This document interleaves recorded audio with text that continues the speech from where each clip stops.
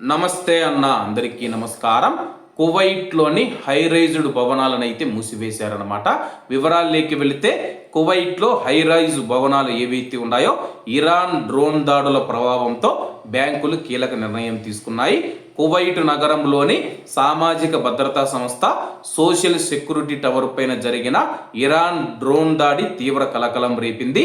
భవనం పై అంతస్తులో మంటలు చెలరేగడంతో భద్రతా కారణాల దృష్ట్యా కువైట్లోని పలు ప్రధాన బ్యాంకులు మరియు సంస్థలు తమ యొక్క గగనతలాన్ని తాకే హై రైజు ప్రధాన కార్యాలయాలను ఆదివారం తాత్కాలికంగా మూసివేస్తున్నట్టు ప్రకటించాయి.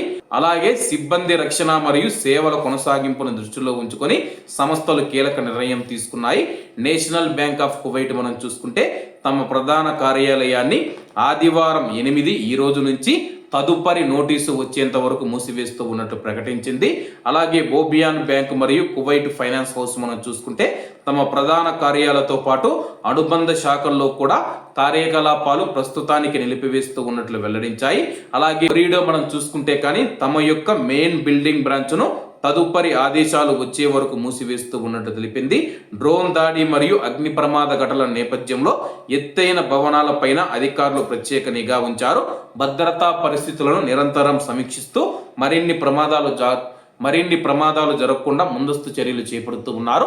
ప్రస్తుతం నిన్న ఇరాన్ అధ్యక్షుడు మనం చూసుకుంటే కానీ కువైట్ మరియు గల్ఫ్ దేశాలకు క్షమాపణ చెప్పి ఇక పైన మీ పైన దాడులు చేయమని చెప్పేసి వాళ్ళను నమ్మించి మనం చూసుకుంటే కానీ వాళ్ళు ఇంకా అయిపోయిందని చెప్పేసి పూర్తి స్థాయిలో పనులు మొదలు పెట్టాలని చెప్పి ఆలోచిస్తూ ఉన్నప్పుడు మళ్ళా అయితే దాడులు చేయడం జరిగింది.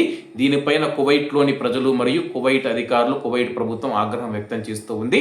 నిన్న క్షమాపణలు చెప్పిన ఇరాన్ దేశం ఈ రోజు దాడులు చేయడం ఏంటని చెప్పేసి కువైట్ అధికారులు కూడా ఇరాన్ పైన ఆగ్రహం వ్యక్తం చేస్తూ ఉన్నారు. మరి ఇరాన్ దాడుల పైన మీ యొక్క అభిప్రాయాన్ని కామెంట్ రూపంలో తెలియజేయాలని కోరుకుంటూ అందరూ బాగుండాలి, అందులో మనం ఉండాలి. అందరికీ నమస్తే అన్న, జై హింద్.